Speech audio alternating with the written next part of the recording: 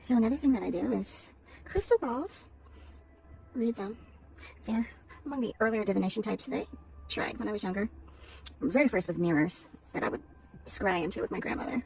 That was very fun. And then, but I wanted to be like on TV where they would be like, look into the crystal ball. And I begged for a crystal ball. And I got one at one point, and you know, I loved it and I carried it around everywhere. And then I ended up cracking it because I was a child and playing with a huge hunk of glass.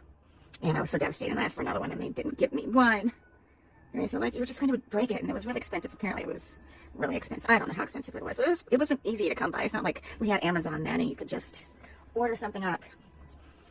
So, I get from an adult perspective, I get why they didn't.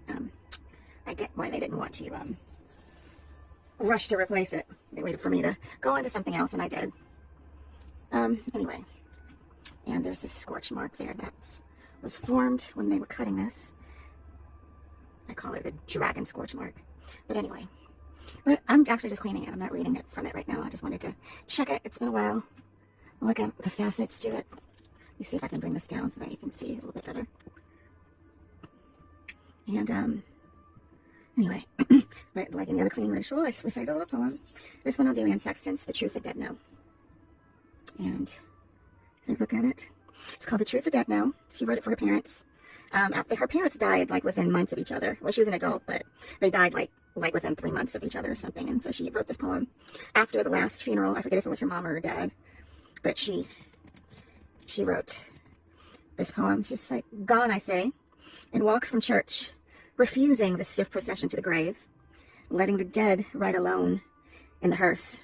It is June. I am tired of being brave. We drive to the Cape. I cultivate myself, where the sun gutters from the sky, and the sea swings in like an iron gate, and we touch. My darling, the wind falls in like stones from the white-hearted water, and when we touch, we intertouch entirely. No one's alone. Men kill for this, or for as much. And what of the dead? They lie without shoes in their stone boats. They are more like stone than the sea would be if it stopped. They refuse to be blessed. Throat, eye, and knuckle bone. And that is that poem. Okay, I think this is going to be okay. All right.